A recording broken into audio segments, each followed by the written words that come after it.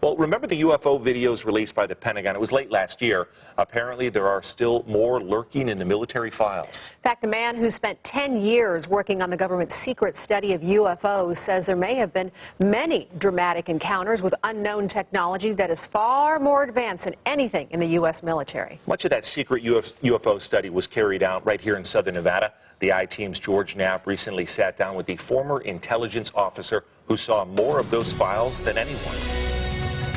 It was in this position I learned that the phenomenon is indeed real. Until he stepped out on stage last October alongside rock star Tom DeLonge and other former government insiders, most of the world had never heard of Luis Elizondo, which is how he liked it. Elizondo's government career was spent in the shadows, mostly as a Pentagon intelligence officer. I was at the top of my game in my career field, and I left it all to have this conversation with the American public. The conversation is about UFOs. For almost 10 years, Elizondo was a central figure in a secret Pentagon program to study unknown aerial threats. These days, he's preparing to relocate to the sleepy beach town of Encinitas, which is where Tom DeLonge's To the Stars Academy is based. That organization made public a pair of UFO videos which Elizondo helped to declassify before he left Washington.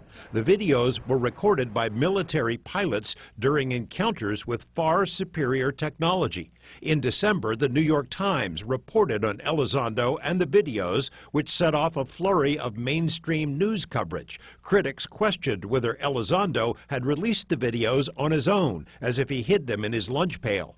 The Department of Defense made the decision to release them. Through the Department of Defense DOPSR process, approved the release for exactly the reason why the request was made. So it was completely on the up and up. One video recorded off San Diego in 2004 capped off a week of encounters between UFOs and the USS Nimitz battle group. Navy pilots got up close and personal with an object they described as a large tic-tac, but which was capable of seemingly impossible movements and acceleration.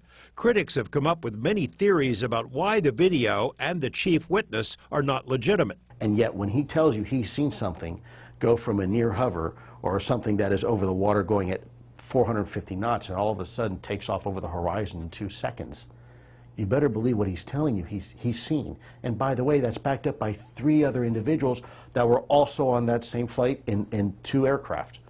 And then later by the radar operators, and then later by 2 more F-18s afterwards. It frustrates me because people say, well, that's just IR glare. That's IR fuzz. You know, or that's an atmospheric condition. A bug on the windshield. Right. I said, look, atmospheric conditions you cannot lock a radar onto. So I'm sorry.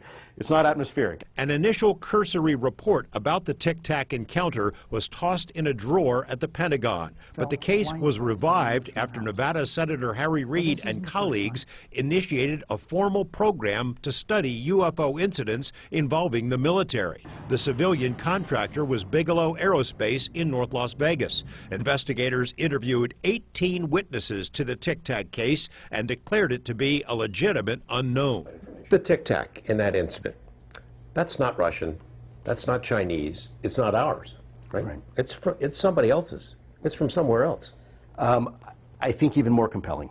Look, if this was a Tic-Tac that we saw in 2004, that would have been extremely advanced technology and capabilities for 2004. I think everybody would agree. It's extreme. It is considered extreme exotic technology today, let alone in 2004.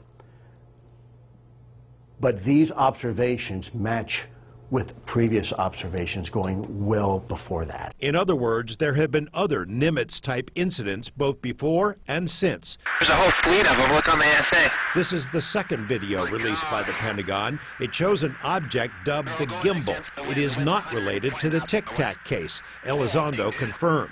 Other independent sources told the I-Team this video was recorded off the coast of Florida in 2015. There are many other dramatic encounters not yet made public. The Nimitz is simply an example of one case, one event in time of many that we looked at. When it continues to happen as a pattern, that is when we get to the point where we now become increasingly concerned. Because it's not an anomaly, now it's a trend.